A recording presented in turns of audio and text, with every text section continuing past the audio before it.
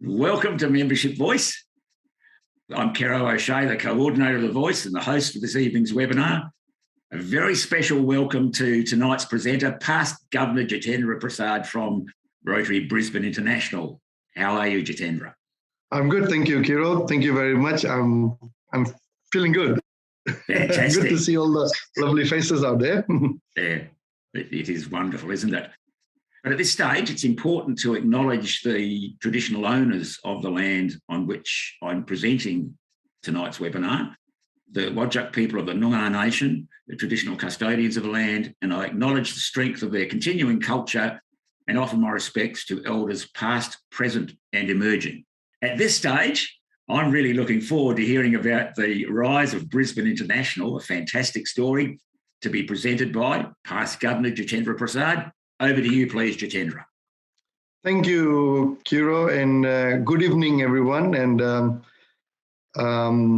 like to acknowledge the presence of past district governors and our membership support team, Barbara, and our district governor-elect and fellow Rotarians. And thank you very much for joining this evening. And like to say thank you to Kerro for giving me this opportunity to be presenting here this evening and on a very beloved topic of mine, and which is membership in Rotary, and using the platform of Rotary Club of Brisbane International. And so I'll take you through a journey for the next 25 odd minutes. This evening, the agenda I have set up for this evening is I'll go through a bit of my journey and then talk about my club, the RCBI, why not, what is the why, our point of difference, key success factors, pillars, flagship projects, and the challenges. So basically, my journey, I was inducted in Rotary in Labasa in Fiji Islands in 1987. And as a 27-year-old kid, when I was invited to be part of Labasa Rotary Club, I did not know much about service above self. Service what? And but I wanted to join Rotary because it was one of the elite clubs. You had in the local town, you had the mayor, the accountant, the lawyers, all the big boys were there, and I wanted to be part of that. So that was my why in Rotary. And I think like everyone else, Rotary gives you more. Fast forward, migrated to Brisbane, and I couldn't afford to get into Rotary because I was trying to get my own job and do all that you do in terms of settlement. And 5 years later, I wanted to start my own office. And where would I get confidence, network, connection? Rotary. Hence, joined Rotary again in District 9630. So that was my why in Rotary. Has always been a bit of for me, myself, and I. But as you all know, Rotary does give you much more. With Rotary, with my club, went back to Fiji a few times. We did a water project. We did computers. Went to Bulgaria, did a rehabilitation of an orphanage. And a number of projects was done through Rotary, and using my family and friends and using them, not using, but sort of fundraising and all that comes with it. But I never always wondered why my friends were not part with me. They all knew that on Tuesday evenings, I go to Rotary. And I kept talking to my wife. My kids were going to Rotary programs. My daughter went to foreign exchange program in Belgium. But one thing was missing, and that was, where are my friends? Where are my people from Fiji? Why aren't they on board with me? So one evening over a wine, and Nim and I got stuck with the red wine, and we made a list of 25 people's names. And I'll just really quickly read out, this is the email that list of 25 people's name, call them, and I said, I want you to come and experience just an evening with me over drinks and some curry. And following that, I sent this email. I said, I've been a Rotarian for many years through the Rotary organization in Australia and Fiji. I've developed a belief that many of our new Australian friends and acquaintances have a lot to offer the community we live in. I have a dream to establish a Rotary Club, primarily, but not necessarily entirely engaging our Fiji community in Brisbane. For now, perhaps let's call this the Rotary Club of Fiji, Brisbane. There are many reasons and rationale for establishing this club, and there are numerous ways to structure. So this was the basic email I sent to these 25 people. And then I invited few of the members of the Rotary Club, of the Rotary from the district, to come and help me on the evening. 25 people came, 21 expressed their interest to be part of this club. So that was turning conversations into action. So the why was that I felt that my friends needed to enjoy what I was enjoying, going beyond living a life of just working and enjoying and doing what a normal person does. Because to be a Rotarian and having the experience, all the joys of doing things for others, I wanted my friends to join in as well. On July 2016, there were 17 members joining the Satellite Club. We charted with 23, and as of today, 30th September, we got 30 members, male 53%, female 47%, and average age of 52 to 54 years. So what was the point of difference? So I looked at it from the platform of what do we enjoy? What are our skills? What is the community need? What do we need? And understand the purpose of the club. So we formed the club, that was good. But I think the more important thing for me was sustainability, to ensure that the club remained for years to come. So we said, okay, what would be the point of difference? What do we enjoy? We enjoy friendship. We enjoy serving. Importantly, we enjoy learning. What are our skills?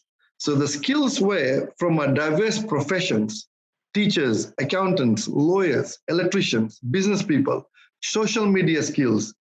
And there were people who knew how to dot the I's and cross the T's. What is a community need? And this is where the why comes in. And being immigrants, one of the things that really touches a heart of an immigrant is doing that bit more to go back home where you came from. Apart from doing what you are doing here in domestic scene, I think most of us would love to go, we want to go back and do that bit extra. So we created this community need, the why. What do we need personally? And what we needed was connection. What we needed was to be part of this family so that we could do things together. And then importantly, point of difference also was to understand the purpose of the club. What are we trying to achieve here? The district and Rotary International in general. So looking at that, we tried to become comfortable with the uncomfortable. So the journey thus began with that 17 members and 23 at the charter. So the important bit is, what is our success factor? Clearly, what we did was we went on a strategic plan. We developed a strategy plan from that dot. And that was important to us because the strategic plan gave us the pathway. And some of the what you call in the strategic plan, the focus area, the key focus areas were membership, diversity, humanitarian services, enhanced public image, Rotary information, youth and vocational service, governance, fundraising, and district support. So obtained directly from the strategic plan of Rotary International. We embedded the members' why in the strategic plan. And we allocated members to different areas of their portfolios. And each president over the last 5 years brought their own flavor and their own BHAG, which is the big, hairy, audacious goal, to the club. And the plan is to regularly review the strategic plan and with benchmarks. And a new plan comes in every year. Then the current one is as follows, and we've got it signed off by President Subhashini and the President-elect on 18 August 2021, as live as that. And we then, one of the first items in the strategic plan, the goals was forming a Rotary Club. And we strongly believe that because we kept on reviewing our strategic plan, within 2 years, we were able to charter a Rotary Club. So our strategic plan was really important in the pathway so far. We also, what we did was, we got some governance documents. And those are established policies. We got a project plan. Any project above $1,000 has to accompany with a project plan and approved by the board. We've got a conflict of interest policies. We've got membership policies that you need to meet certain criteria to become part of the club. Our governance was stipulated. We've got board meetings. Our Office of Fair Trading via lodgement of annual returns and audited financial statements. So we started treating the club as a business leaders club. And hence the attraction of members came accordingly, because we felt that, well, we are a business leaders organization. So the pillars we developed over the years is a strong leadership. As I said, a leader brings its own flavor and own visions. Every president of the club has attended the president-elect's training. We really, really encourage the president-elects to attend the training, because that's where we get the source of inspiration and the training for the leaders. And at the same time, last year, through Subhashini and President IPP Soko, we did what we call the pulse of the club. We checked the pulse of the club. And the president also ensures that we have monthly board meetings. Communication. We are very strong in communication. We believe in transparency. We've got live Viva platform for board members, social forum for the members. We've got a main forum for the members, and we've got a Friends of Rotary forum. So there's 4 Viva forums live. This broadcast could be on the live program at the moment on the Viva forum as well. And we also form what we call ad hoc groups. As the project comes, and we form an ad hoc group, and the committee goes live on Viva. Email communications. We've got our monthly newsletter. We've got our website. We've got a OneDrive for the club. And we've got a president's report at the end of the year. And we've now, in 3 years in a row, got a consistent format and layout for the president's report as well. So 10 years down the track, we've got a consistent report coming through. So very strong in communication. For example, 3 months ago or 2 months ago, we had an application for an NYSF candidate. The application came in at 4 o'clock in the afternoon, and it was closing at 8 or 9 o'clock in the evening. The person rang up and said a couple of others club couldn't do it because he was himself late. He was very apologetic. It went straight to our board forum. There was no expense to the club. It was a matter of just nominating someone, and it went straight into the board forum, and within 45 minutes, we were able to approve that person's NYSF application. So it's as robust as that. We are very good in organizations. As I said, every president comes up with their own organization. We've got master plan for projects. We are very strong in projects, and I'll go through later some of the projects that we've been doing. Relationship building is very important. We've got mentors in our club.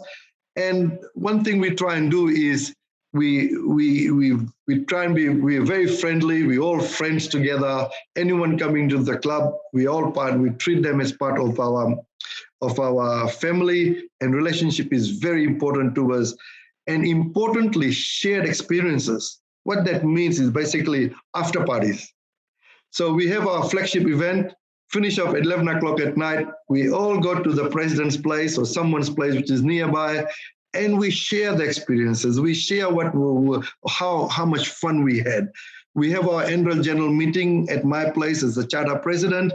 And then after the meeting, we have social evenings and we share our experiences, we share. And I think quite a few of you would agree that that some of the best projects have come through over the bottle of red wine after the meeting. So that's sort of, we live that, and the members live that. So we are very strong on projects. And in the last 5 years, some of the international projects we've done is we've sent 136 wheelchairs to Fiji. We've done a water air conditioning project in Kingston, domestic. We did a stationary project in Fiji. In this January, we did we participated or collaborated with the Labasa Rotary Club under the Gift a Roof project. 50,000 Australian dollars was sent to Fiji. In excess of 300 roofs were constructed for houses, which was blown away because of cyclone Yasa. And we sent a container load of hurricane supplies. We did a solar buddy project for Kenya. And then we did a global grant project with the Rotary Club of Jodhpur in mid-city, India. And this is only in the last 5 years. So I'm talking about retention here. I'm talking about how we are engaging members in these flagship projects. And that's international. Our local annual projects, we call it business as usual projects, is our monthly food drive. And I believe that the monthly food drive has been the key to our success. We believe that instead of going to the temple to pray, feeding someone is more than just praying. So what has happened, we embraced the community with this. And since we chartered until this month, except for December, we would have served in excess of 5,000 meals to the homeless in Brisbane. And every month, it is hosted by either a member or a friend of Rotary, of the club. To date, there hasn't been too much expense out of the club because members sponsor it. So we get together on the last Tuesday of the month in the afternoon. We chop the chicken, chop the veggies, make the butter chicken or chicken stir fry or whatever, put it into containers and take it to the homeless. Fantastic project, and members, and then we also try and cook for the members and for them to take it home. Partnering with Salvation Army, Christmas in July, supported the Australian Drought Assistance Program, and we have recently started a weekly breakfast club as well, and in a school, and that's gaining a lot of momentum and a lot of engagement from the members. Celebrated the R100, and as recently as last Saturday, we celebrated the Rotary Service Day as promoted by or encouraged by our Rotary International President Shekhar Mehta for the Fiji Independence Day celebration. So there are some of our business as usual projects. So if you can see, we're really engaging members, and projects have been very dear to us, and I guess that is our why. And then we move on to engagements and support to Rotary. We support Rotary youth programs. Every year we supported Ripen, Ryla, and Rights. We support Rotary Foundation, is budgeted X amount of dollars given to Rotary Foundation. And Rotary District, RCBI, within 2 years was able to support me, to be the district governor for 9630 for the 18-19 year. And currently, we've got an assistant governor, just happens to be my wife, Nim, and she's the past president of the club as well. We attend conferences, and since then, we've also been able to charter a Rotary Club of Rotary International for our club. And also we moved on and chartered another Rotary Club called Rotary Club of Bronze Plains. Friends, I'm sharing all of this only because I believe these were the glue to get our members excited. These were the why that RCBI was initiated, and it is always has been member-based. We always focused on the why in Rotary. why you are coming. The challenge for the president and the board has always been that after the 1 hour meeting, when members are going back home, they must answer the question, how relevant that hour was. Was it worth it? Was my time relevant, well spent? So these are the things that we challenge the club and we challenge the members, and we continue to seek to satisfy the why in Rotary and seek what you call the Rotary moments. Challenges, I'm sure there are challenges, and I'm sure there will be many more challenges that will come through. One of the challenges, again, like any clubs, is retention strategies. We did lose about 5 members over the 5 years. Funny enough, last year, this Bulawood that we had, the flagship project that we had, the 5 members that had resigned, of that, all of them were at the fundraising event. It was very humbling to see. They had the reasons to go, but they still come and support the club. I feel that retention strategy for any Rotary club is far more important than attraction. I think we are able to attract members to our club, but retaining them is very important. So we've got to work hard. We've got to identify the why in Rotary, why someone has joined Rotary. And guess what? We pay to become members of Rotary. We actually spend money to become a member. So it is our job as current members, the board and the club and every member's responsibility for retention. Diversity, it is part of our strategic plan that whilst the core is Fiji-based, we have moved on and we currently have 4 members who are non-Fiji based, and we are working hard to diversify.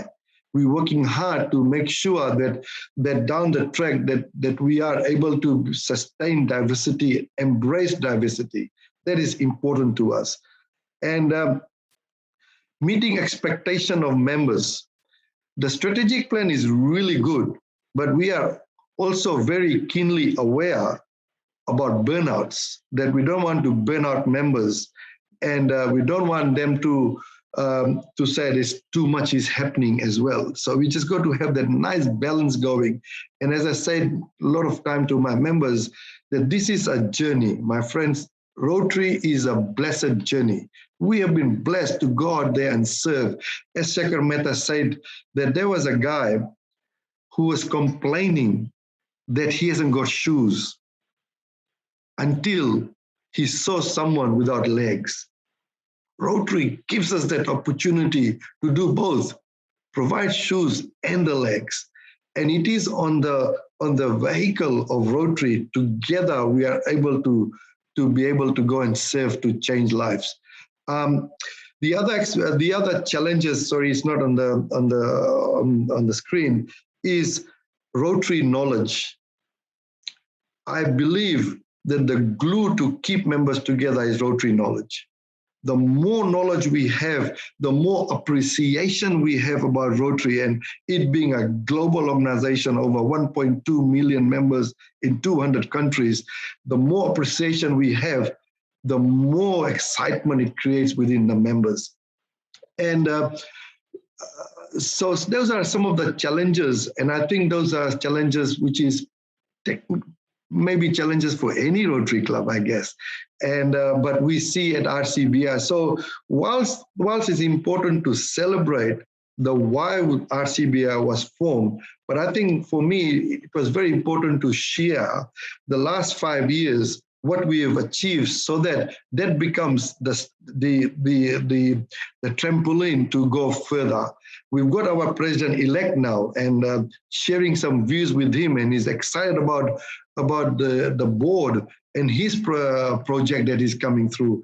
And I think, and we're talking about the president-elect nominee now as well. So it is really exciting, and that reminds me of that my favorite quote, and that is, if you want to touch the past, you touch a rock. If you want to touch the present, you touch a flower. But if you want to touch the future, you touch lives. Rotary gives us the opportunity to touch lives. And as Shekhar Mehta has said, that Rotary gives challenges to become better people. Be ambitious. And remember, when a baby is born, the baby is crying. Others are rejoicing around the baby. The challenge, my friend, is to leave such a positive legacy that when you are dying, you are laughing away and others are crying. The things you do for yourself are gone when you are gone. The things that you do for others remain your legacy.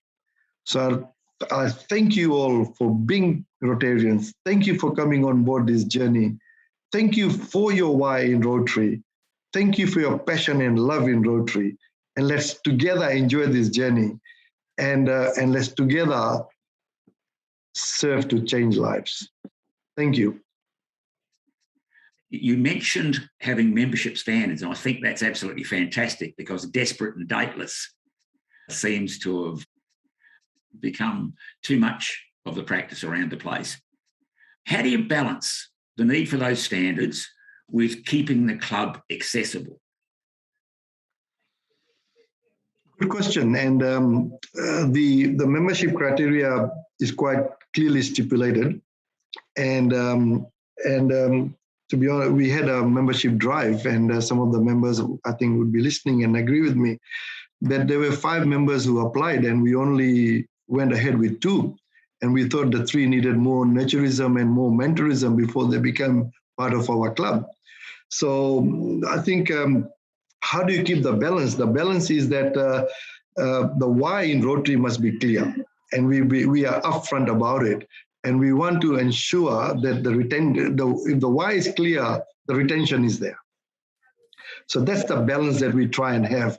And I think the journey itself, when you want to join Rotary, you see what you do, what you want to do, and I can't explain in English that well, but what I'm trying to say is that there is a very good balance, and the glue itself is Rotary and the knowledge, Rotary information. Yeah. Thanks, Jitendra. I have a question here from Chris Wright.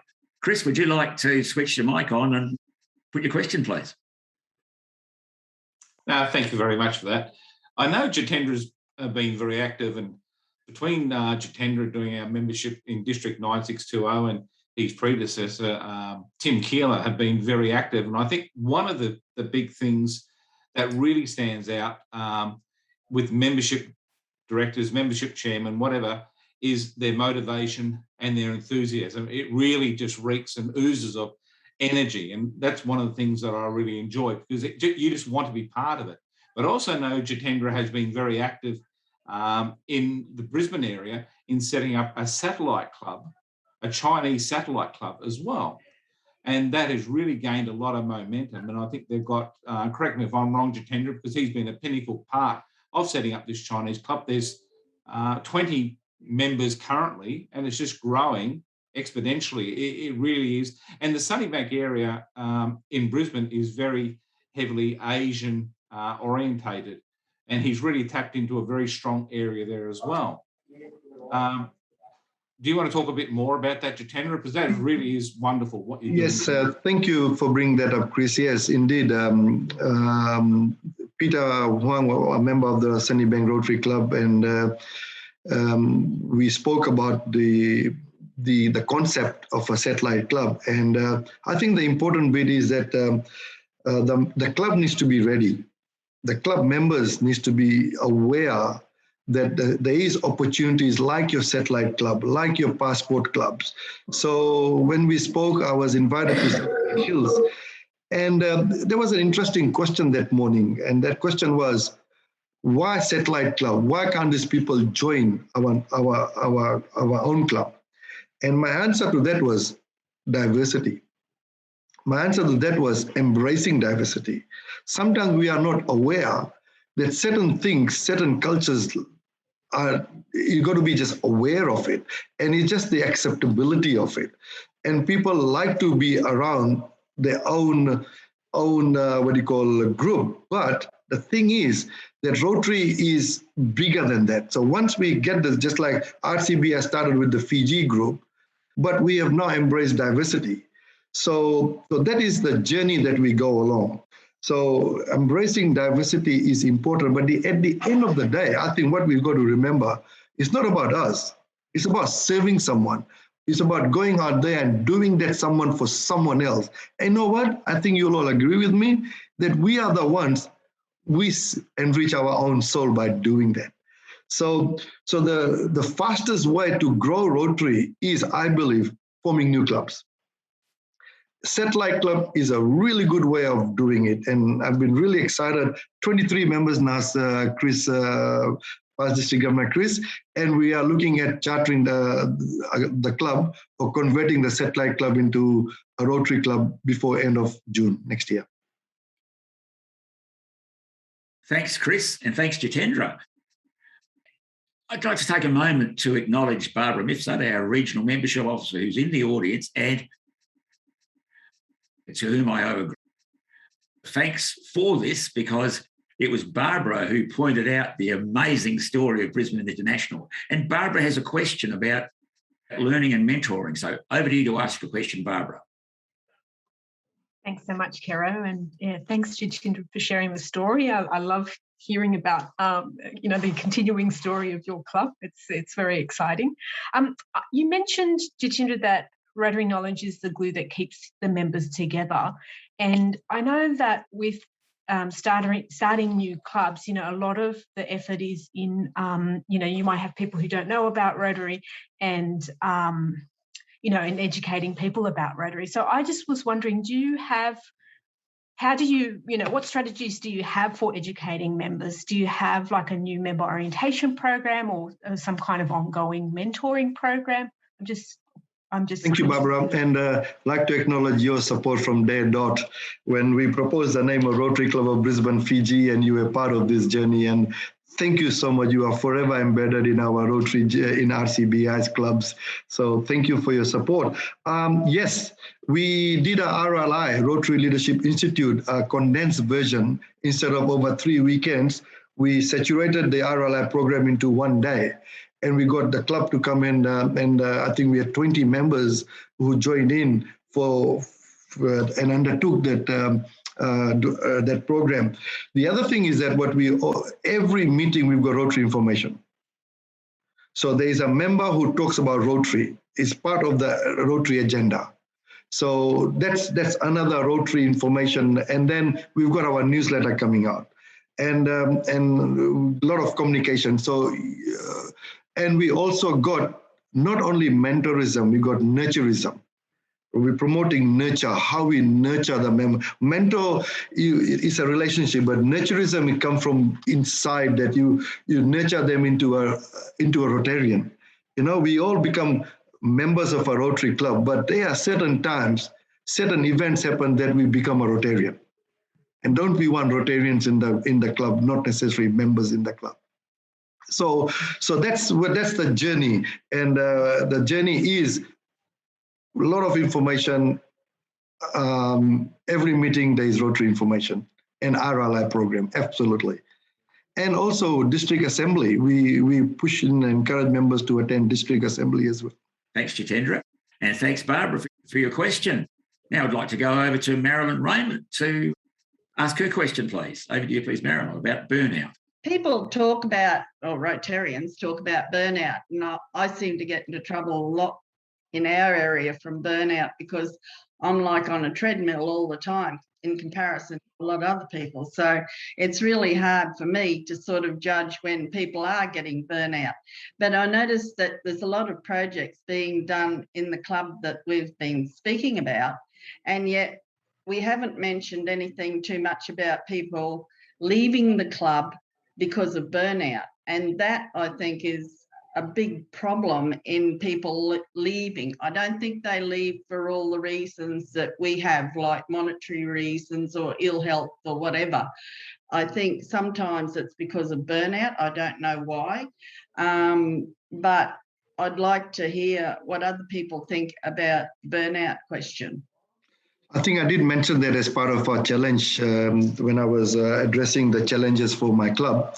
And I think I did mention burnout.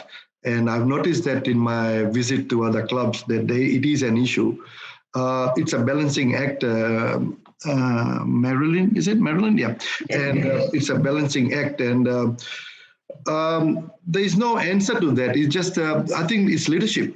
I really feel that it's leadership, and the board has to be aware that how much we are doing. And just for example, a lot of Rotary clubs do Bunnings barbecue. I believe, let's understand, Bunnings barbecue is not a project. It's a fundraising thing. That's right. Right. So we just got to be I believe we got to understand that the members need to come and do the Bunnings barbecue as a fundraising thing. But the project is actually using those funds and going out there and helping people and doing what we are supposed to be doing, which is a service project or service organization. So you are right. I think there has to be a balancing act. I just noticed that my president has walked into the room. Welcome, Subhashni, and I'm going to be very careful what I'm going to talk about my club. but yeah, it is. For example, when I was the district governor, Marilyn, I used to tell some clubs that I think you are doing too much. Where's your social? Where is that friendship? We talk about friendship. It's easy to make a friend, but putting the ship beside the friend is a tough work. So let's try and put the ship beside the friend and make it a friendship. Because remember, when Paul Harris in 1905 started Rotary, it was dead set, embedded on the foundation of friend and fellowship and through friendship. So let's just visit the basics, and once our house is in order, we can go out and do things for others as well. Thanks for that. Thank you very much. Thanks, Marnie. Thanks, Jitendra. Jitendra, I have a question for you from Alana Tilley, who's interested in starting a satellite club in Sigatoka. So a question from Fiji. Over to you, please, Alana. Hi. Yes, hi, Jitendra. Thank you very much for the presentation. It's been wonderful. I only just started my presidency this year, and I'm still relatively new to the upper positions of Rotary. So I'm on a steep learning curve. But one of the things I did learn, and I thought perhaps drawing on your knowledge of Fiji, is that in Sigatoka there did used to be a Rotary club. It disbanded many years ago, and I was thinking of trying to introduce a satellite club connected to our club in Nandi. So I haven't taken any next steps yet, but I was just wondering if you had any tips or suggestions about, with your perspective and knowledge about how could be a good way to approach that. Absolutely. Love it. Bring it on. I must say, Brother Chris and Subhashni has visited your club in Nandi when we took a team to Labasa for the Interplus team. Lovely club you've got there. Yes, there is an opportunity to have a satellite club in Nandi, and have got your phone number and I've got your email address. We shall talk.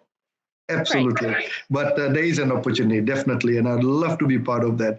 I'm very close to Labasa Rotary Club on a daily basis on Viber, and you guys are doing a fantastic work with the mask as well. Well done. Thank you. Thanks, Alana, for your question, and thanks, Jitendra. Jitendra, I love that gender balance, 53-47%. You've pretty much got it even there. But I have a question.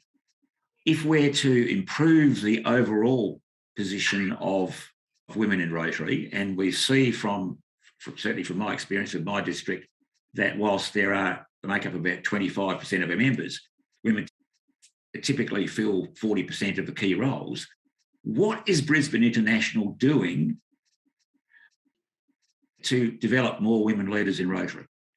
Thank you, Kiro. And I think much of our success has been female power in our club. Very strong. Love the passionate way they do things, and they're really good. How do you improve the gender balance?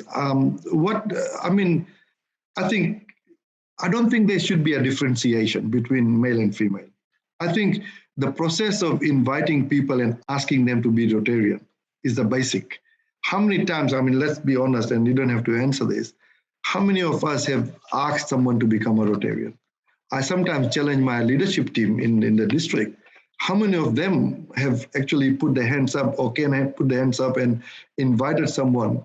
Each one bring one is the challenge this year. And I challenge members to not only, it's not necessarily getting new members, but getting new people to come and enjoy the magic and joy of Rotary, enjoy what Rotary is all about, a meeting. So I don't necessarily feel that there should be a focus somewhere. Similarly, at one of the Rotary meetings, I was asked, and the question was, we've got a new member inducted, he's 23 years old, and what should we do? Our club age is 62, what should we do? And my answer was, nothing. Why do you want to change yourself to accommodate someone? You be yourself. But let's look at the retention strategies, and that is that engage that person into some project and engage him into something, doing something. Basic thing, and just keep your dynamics of the club the same. So I don't think the club should change to suit members. I think, remember, we are a membership organization. The dynamics and the fundamentals of the club, the governance of the club should remain the same. People will come and be part of the club and enjoy the journey. Because remember what I said before, it's the why.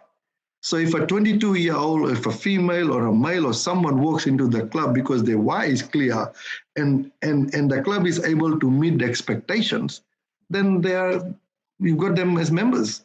Thanks, Jitendra. Actually, to progress that one, as an interested reader of Mark Huddleston's work, one of the things that Mark has said is that, developing on that point, that adapting the traditional Rotary clubs, and I don't think he necessarily had Brisbane International in mind when he said this, that it's important for clubs not to demand that people change too much, but that clubs adapt to new people, that clubs tailor what they offer to individuals. What would you say about that? I think it contradicts what I just said before in terms of that. But as I say, there is no one size fit all, Kiro, I just had, for example, just today, yesterday we had a lead from Rotary International about a member in the Sunshine Coast. So I talked to him. I sent an email. I said, "There's 2 clubs there. Go and see where your best fit is." So visit both the clubs and see where the best fit is. Where you feel comfortable about your journey as a Rotarian.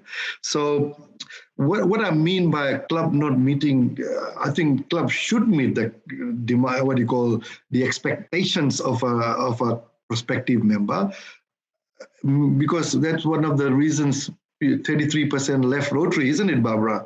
That's the statistic that came through. But in meeting the expectation, I don't think we should compromise what we are. That's what I'm trying to say. Our values should remain the same. And we change the projects, we change the structure and whatever in terms of meeting dynamics and all of that. But I don't think that the fundamentals should change. No, fair. So the values that make the core of Rotary, we stay with those fundamentals. But other things, the peripheral things around the outside, the jobs we do and those sort of things, those can change. Those we can adapt with those. Yeah. Fantastic. Thanks, Jitendra. A question about youth programs. You've mentioned starting a Rotaract club, which is absolutely fantastic. Does Brisbane International utilise, because we have this fantastic suite of, all these acronyms like RIPEN and RILA, which stand for some fantastic youth development programs. Do they form any part of your, say RILA, developing younger members of your club? Yes, in saying that, our Rotary Club did take a bit of a slide in terms of membership, but we are reigniting it, and it's exciting that one of our newer members have taken the task to reignite it, and it's coming good back again. We do service projects together, the homeless feed together. We cook and give it to the directors and they go and serve there. In terms of developing Rila Ripen, we promote it within them, but we haven't seen that traction, that engagement from them.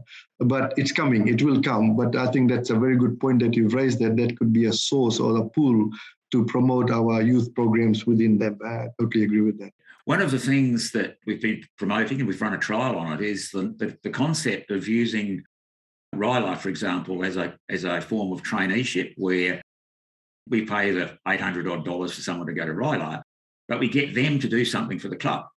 Not something that would be defined in terms of hours of work, but say to do a project, maybe to do a marketing plan for a community market or something like that, but to actually get them to give back to Rotary. And it certainly seems to have some traction.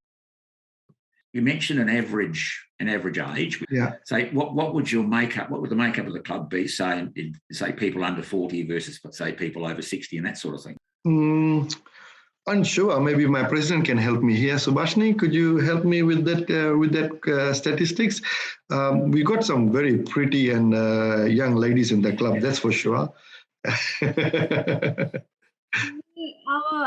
Hi everyone, I'm Subhashini from Rotary Club of Brisbane International. Very proud to be part of this club. We have a really good mix. Majority of the members are within the age category of 45 to 55. There's a large mix of that, and there's under 40s as well, and a couple maybe over 60s. Fantastic. Out of the 30 members we have. Great. Thank you. A question, Jitendra. What do you see as the biggest challenge to Brisbane International going forward? I think our own expectations, Kiro. Because I think a couple of our past presidents, we have started talking about this, is that as a president comes in, they want to do that much more from previous year. And the benchmark is previous year. Well, so that's exciting, but the curve is so steep that we don't want to just keep on, and that concept of burnout can come through as well. And that's why I mentioned about our strategic plan, that we need to just monitor our strategic plan. I think it will come. What we did, and to answer that question, this year, we did what you call the pulse of the club. And we appointed an independent person, and I don't know who the person was, even I don't know.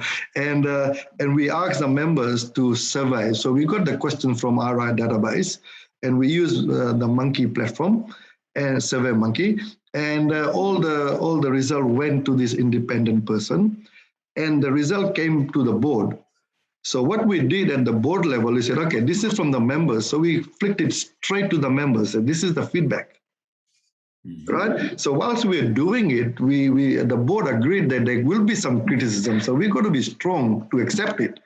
And it was really interesting, the feedback that we've got. For example, one of the feedback, a simple thing, Kiro, was agenda. We have got an agenda for our meetings, right? And our feedback was that the agenda is too boring. Why don't we have surprise agenda items? Why don't we change things? So there were a few things that came through. The other thing was very interesting, and that was the election of board. At the moment is like we always do, is sort of tap on the shoulder, and if you want to be part of the board and all that. But it came through that we should think about putting out members and go into an election process. So these are the things that are coming through. So all the members on the platform this evening, maybe this is something that you might want to go back to your club and just check the pulse of the club, where we are, how we're tracking, are we tracking the way the members are, the why of the members and the reasons are there or not. And we are slowly trying to ensure that we are solving those issues that were raised.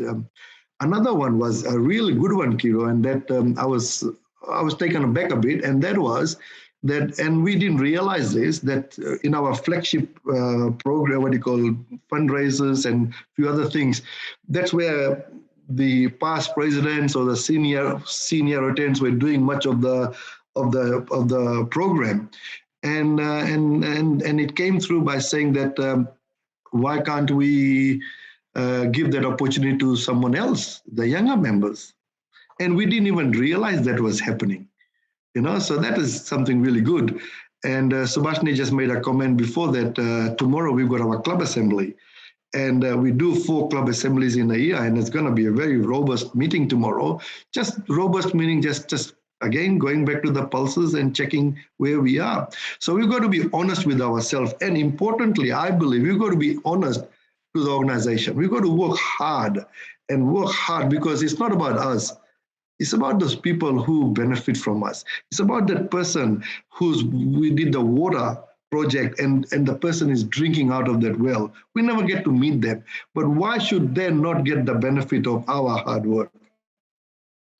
Fantastic. Thanks, Jitendra. A question, because what we tend to see sometimes is that clubs will avoid confrontation and try and shove conflict out of the way.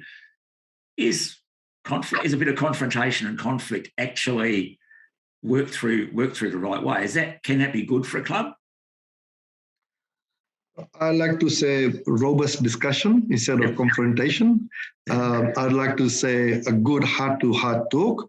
Can I just also mention that we had a situation with a member that we felt that the member was not culturally or in a manner not fitting the club. So together with the president and myself and that member, we had a heart-to-heart talk to that person. And I said, listen, you got to be sensitive. So not necessarily the cultural differences, but other differences. And he was not happy and he wanted to resign. So we said, no, we don't want to lose you from the family. You're still an integral part of this of the family. So why don't you shift to another club where someone else can benefit your experience? And the person has. So we maintained that person in the family, but we avoided a potential, who knows, a bigger issue down the track. So there are ways how you manage things, Kiro, and I felt that we managed it really well. And yeah, so I don't think we should sweep it under the floor. I think we should manage it well. Have a healthy process for managing it. Fantastic. Yes. Fantastic. Someone setting out to emulate, to learn from you, to maybe copy sort of things that you've done, what advice would you offer them? What's perhaps the main things to watch out for on that journey? Be honest with yourself, and remember, it's not about you. It's about the people whom we serve. It's not about anyone else. Put your ego aside. The 3-letter word ego really kills anything, any relationship, not necessarily any Rotary. We got to be humble enough and accept with grace the progress and the success and the drawbacks. It's about having fun. It's about enjoying it. There is no blueprint to RCBI. I think, as I said, there's no, just like it's not one size fit all. But if anything that you want to take out of this evening today is the challenge to go and do good and reevaluate yourself, your own Rotary journey, your own why, and get excited and inspired by your own why, because that's where it all starts and that's where it all ends. So that would be my advice. Jitendra, thank you from Membership Voice for what you've done. Yeah, well done today. Thank you. Thank you. That was fantastic. The thing that I liked about it most, it was inspirational. It was absolutely, you can feel your pride in this organisation, and that's a wonderful, wonderful thing to do with leadership. And thank you for everyone who's put the questions in tonight. So good night, everyone, and thank you. Good night, and thank you. Good night. Thank you very much. Thank you so much.